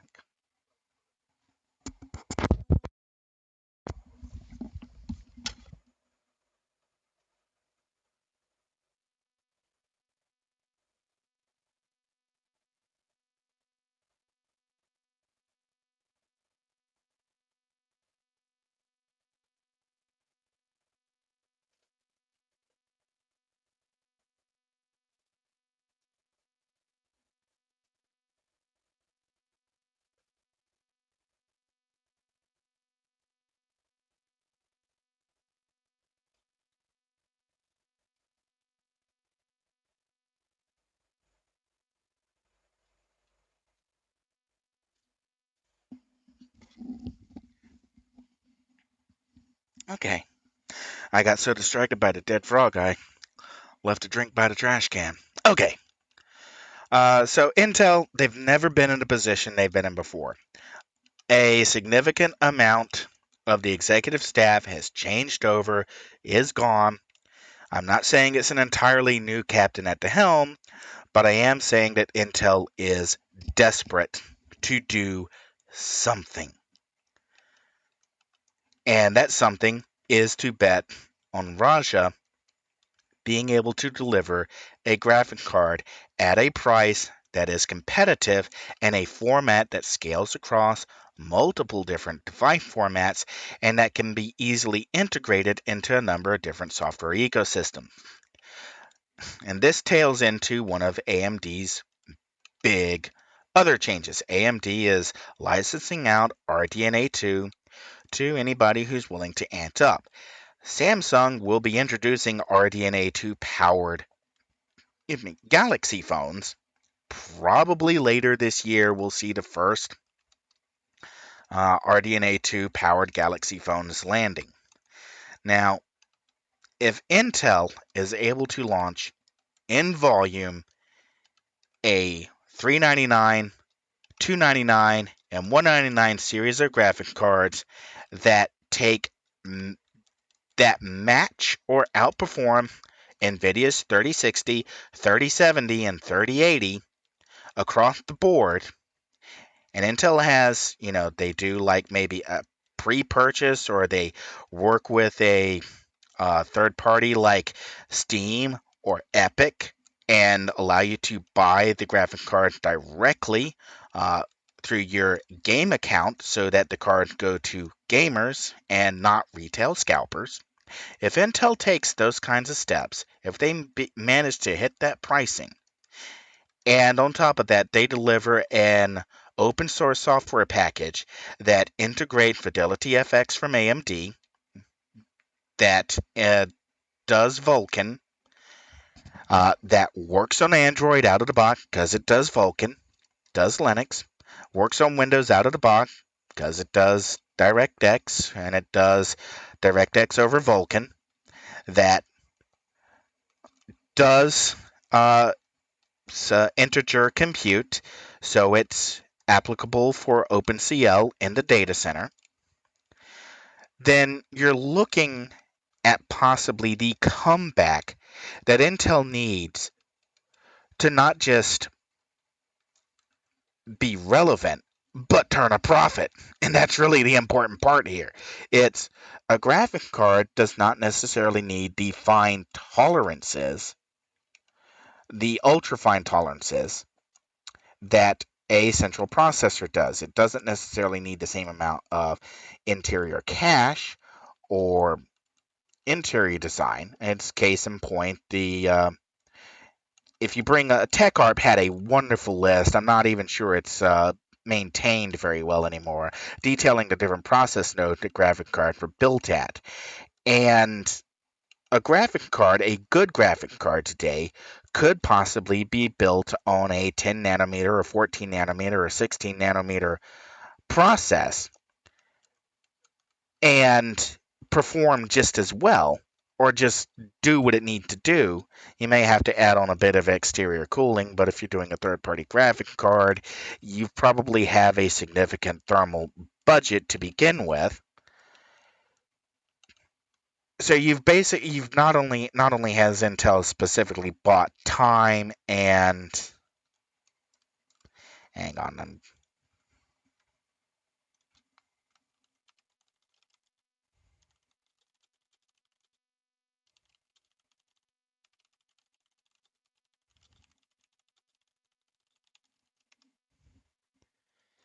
Okay. Sorry, someone asking or making a build question. Uh, all right. So coming back to Intel needs to make a big splash.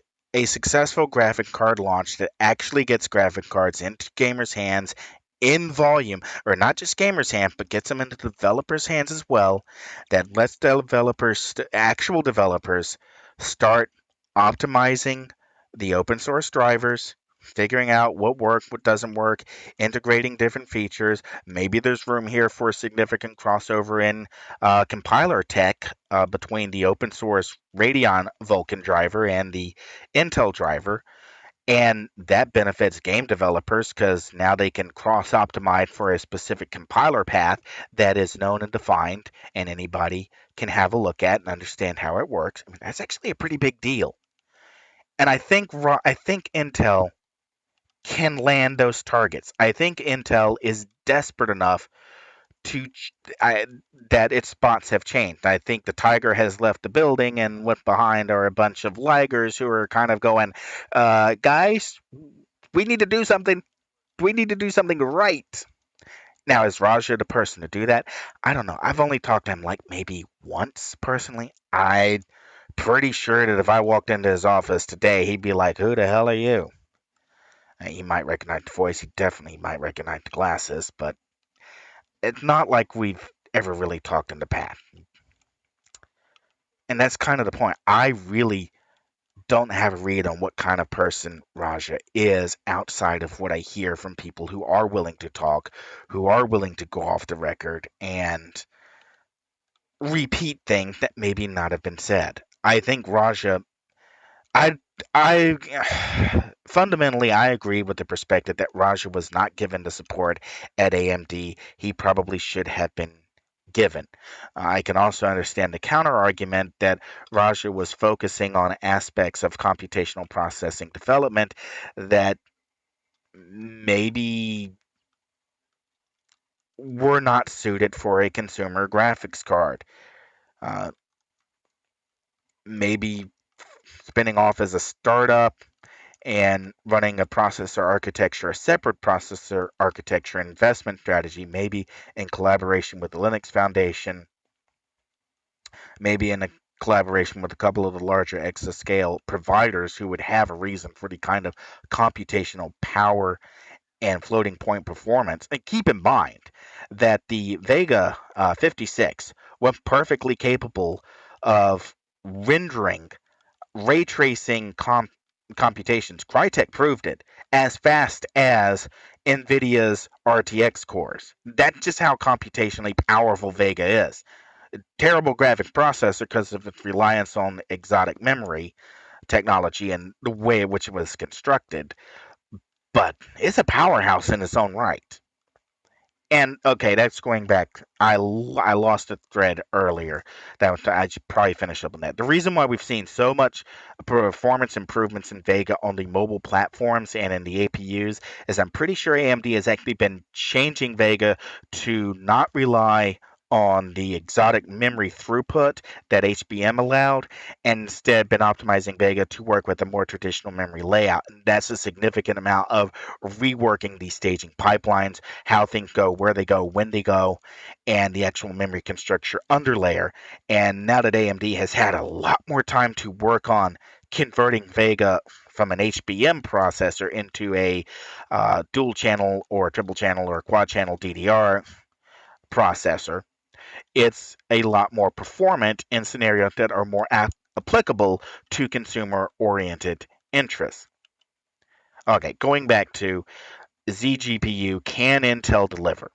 I think the reason we've seen so much change in manufacturing, distribution, or rather how products are being distributed, how the fabs are actually working, where processors are being made, I'm pretty sure all of that is strictly evidence to state that Intel has been ramping up its internal fabrication facilities to produce XeGPUs and have been doing relatively quick, as in the order of days turnaround time on as soon as a new chip can be fabbed, a fabrication facility is turning it around and fabbing it and turning it back in for testing and verification. And that's one of the advantages Intel could offer Raja as a hardware developer in the ability to rapidly, instead of waiting for the fab to eventually free up a processing cycle and then run that single test batch. As I understand it, Raja can basically say, I need this part fabbed by this date and the parts there on time because Intel owns the fabs. Intel also owns its own memory facilities. Intel makes its own memory. It makes its own caches. Doesn't have to source that from a third party source. In fact, the amount of I'm actually unclear as to how many components Intel cannot source natively or in conjunction with the Trump administration. Intel secured access to other nations, such as Australia has a very large supply of rare earth elements. I do know Secretary Pompeo was working with Australia to free up access to those rare earth elements as a secondary supply chain. I do not know if Intel uh, has pursued and followed through and is using the Australian rare earth elements, or if Intel has access to rare earth elements in the United States that, again, the Trump administration opened up access to. Now, if you note that I'm getting political here, it's because none of the events in tech and the tech sector that you're seeing going on, aside from the collapse of socialist giants, is credited to the current political administration. It is entirely due to Secretary Pompeo and Donald J. Trump. If you want to argue otherwise, I have a little thing called facts. They don't agree with you. They say you're wrong.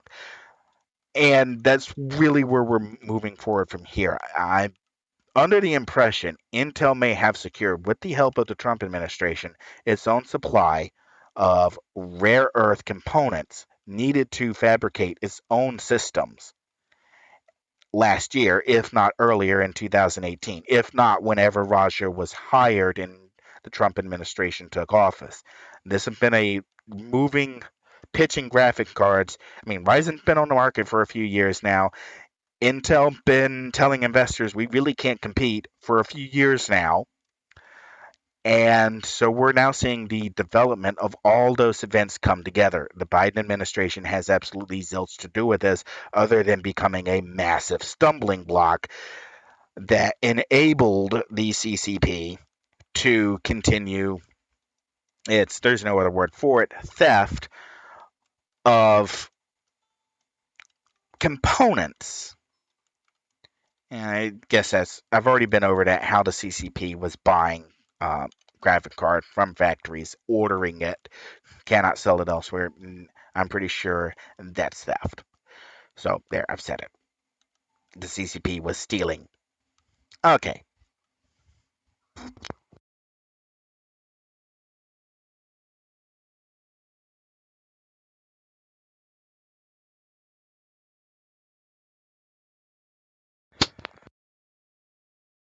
No, an assassin just didn't walk in the door. I really need to get something to drink again.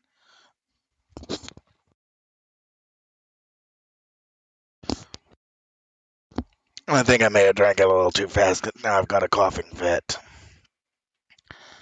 Oh, okay, I already did that.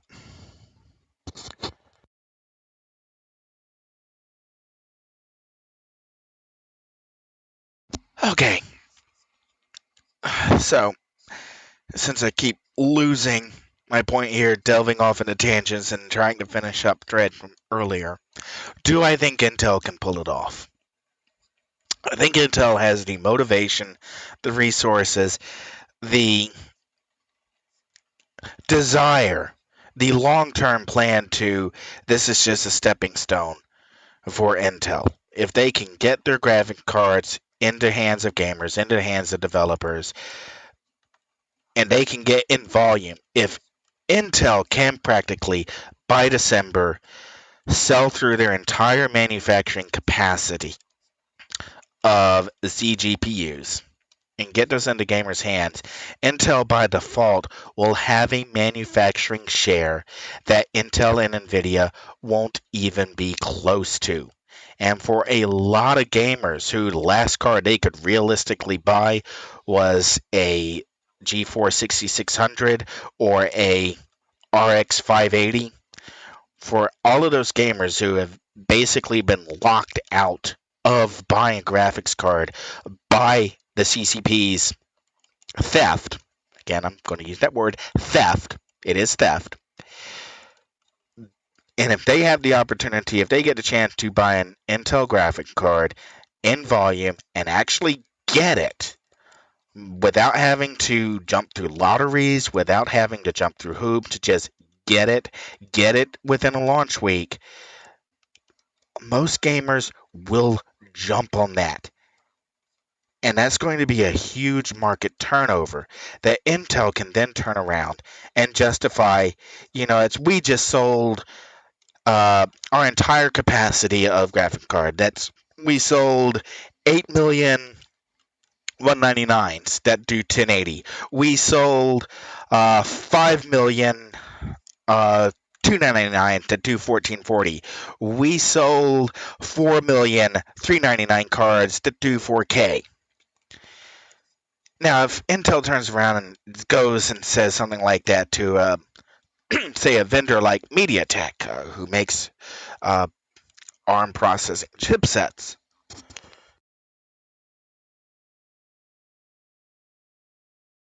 and Intel says something like, we have this massive built-in market, people are already using this processor architecture, they're already optimizing the drivers, it already works on Linux or it works with Android,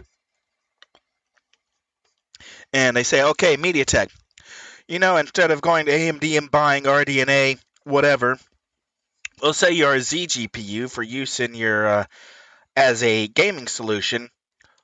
We'll sell it to you either at the same cost of AMD's RDNA licensing, or hey, we'll even sell it to you for a discount. And then, 8 months later, you could buy a MediaTek phone with an Intel XeGPU for $200 that's as effective as a Samsung with RDNA 2 or RDNA 3.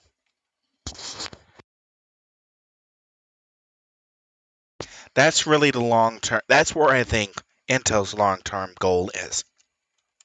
It's not necessarily remaining the dominant x86 vendor. I mean, Intel, through sheer market presence, they're not displaced that easily. But they are taking a beating, and the turnaround point where mass vendors really ask, do we really need to be investing in another round of Xeon processors, or do we need to go with something that's our workloads have changed completely? We now have dedicated architectures that are much better suited to processing this.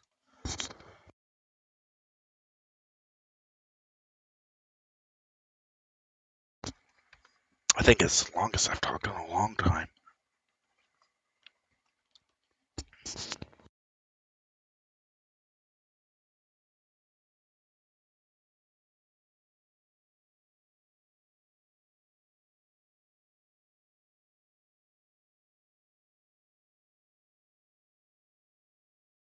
So yeah, getting get and the thing is, Intel has approached mobile market before. They have tried shipping Atom processors before. They combined Atom cores with a big single core, I think, from what was it, a Skylake processor? It was at the Lake Field. In order to do the same thing that Qualcomm's now doing with the 888 uh, Snapdragon, where you have little cores or semi-big cores that handle lots of different little activities, and then when you just need a latency response, you spool up the big core, get it done fast. Now, Intel been trying to approach that market for years and just hasn't ever cracked it, and a large part of that is down to x86 just doesn't lend itself to being an ultra power efficient processor. It's never going to be performance per watt capable with ARM processors. Intel's never actually going to crack that mobile market using x86. But what Intel can do is buy its way into having a presence on that market through selling modems, through selling graphic processors, through selling memory, through selling other components other than the central processor. And when you're talking a slice of pie of it, multi-trillion-dollar markets worldwide, yeah, the idea that Intel is going to bet big on a scalable graphics processor design and that they're going to take a hammer, that they are going to do to AMD and NVIDIA exactly what AMD did to Intel's processor lineup. Just launch an entire line of cards that destroy performance per watt per price the competition. I mean, 3080 performance for $399. Are you really going to go out and buy a 3080 after that? I mean, if you are, you're stupid. And that's what Intel is counting on. They're counting on they're going to collectively force AMD and NVIDIA to either drop prices or get out of the way. And I think my gut reaction is I think Intel has the right people right now who are willing to commit to that kind of plan. And I do think that Intel has the right engineering expertise to perhaps pull that kind of plan off. Now, since I've topped on geopolitical issues here, the question has normally been raised, and Intel's been locked out of China for a number of reasons. Do I think there's an actual reason for it? Other than x86 just not being. x86 as a general architecture is a complex instruction set computing architecture. It's a CISC. It's meant to do a lot of things, so it doesn't really specialize on any specific item very well. But that's what makes it such great for if you're prototyping software, you're developing software, you have lots of different random needs. x86 can handle a wide variety of operations right now, very quickly, relatively power efficient, and it can act as a central processor for so many other systems that are much more architecturally suited to a specific type of processing. And I know that's not answering the question I just asked, so I'm going to restate the question. Aside from the limitations on x86, why exactly did China slag off on Intel to begin with? And I think it comes down to Intel's best engineering team is based in Israel. Intel's best engineers came out of Israel. Intel, if anything, is you can trace connection to Zionist activists. And that's the kind of thing that really does creep out socialist countries like China and the CCP. And that you don't really see a lot of friendship between China and Israel now, do you? Now, that's just primarily conjecture on my part, but since I've brought up the CCP's ill behavior, and since I'm trying to make an effort here of covering, since I'm going to address one issue, I should address the questions that are raised by that issue. Do I think that Intel in general is a Zionist organization? I have no idea how to answer that question. I'm I really don't. I think from a global perspective that Zionist or Zionist critical tend to often be completely separate from other considerations. Only someone who's got a political interest that is offended by Zionist or anti-Zionist policies would consider it a factor. And there's actually a specific reason I'm bringing this up because in a previous stream, I kind of answered why I'm on YouTube, and I said that uh, I would move to Gab or Rumble in a heartbeat if they supported streaming in the same way that YouTube currently supports streaming now. And the complicated answer there is that if you uh, read up on some of the things Gab president has said, he said that a Zionist, an actual Zionist, wanted critical or those critical of Zionists to be removed from the Gab platform. And so there's a connection here that I think is worth talking about because the person in question who apparently asked for those critical of Zionists to be removed was apparently Jared Kushner, who is, as we know, tightly tied to the aforementioned Donald J. Trump. And we can credit the Trump administration with helping to secure, possibly, uh, the certain materials or trade deals that are beneficial to Intel to manage their own fabrication of components. Again, now we're strictly in the realm of conjecture. And I'm kind of going down this particular rabbit hole because the concerns, the overall political concerns of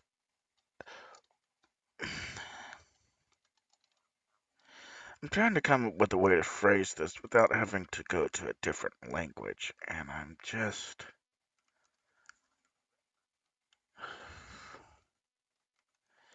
think the easiest way to say this is. Oh, what was that? No. Oh, I've got an appointment coming up. Okay, I haven't quite completed hunting Hellfrost, so we'll kind of leave on a murky politics note here. I think the global considerations of who Intel is working with, or who's actually developing Intel products, or who has a hand in Intel products, is certainly something of consideration. One of the faults that I routinely leverage against companies who manufacture in China is that the CCP has root access to all facilities in mainland China. The CCP can walk into any factory, any fab, any production facility anywhere. There is no construct of personal private property in the CCP, and that they can do whatever they want. They don't have to tell the factory manager they're there. They don't have to explain their presence. They can just walk in at any time and make any changes they want to. That is the kind of power the CCP has, and that's one of the reasons why buying any electronic equipment from China, there's always the overarching concern of, is there embedded spyware? Could the CCP have intentionally put spyware unknowingly to the manufacturer into a product or software package? Now, we have to extrapolate this back to Intel. If Intel is tightly linked to Israeli Zionists, the same questions have to be asked. Any hardware that was manufactured in an Israeli facility, could an Israeli faction have walked in, modified it, done something with that hardware without telling Intel that they've done anything? And there's a very specific reason I bring this up, and I'm going to try and say it in two words: Spectre meltdown. These kinds of hardware level back holes. Yeah, we hear about them now, and we talk about them as as they were an optimization. But in AMD, which doesn't actually manufacture in Israel that I know of, never had those kinds of hardware level issues. So just as we worry about the CCP adding backdoors to hardware and software manufactured in the CCP. Do we have to worry about the Mossad or the Zionists, the Israeli Zionists, doing the same to hardware that's manufactured by Intel? And I think that's a very valid concern, given the security concerns of Intel software.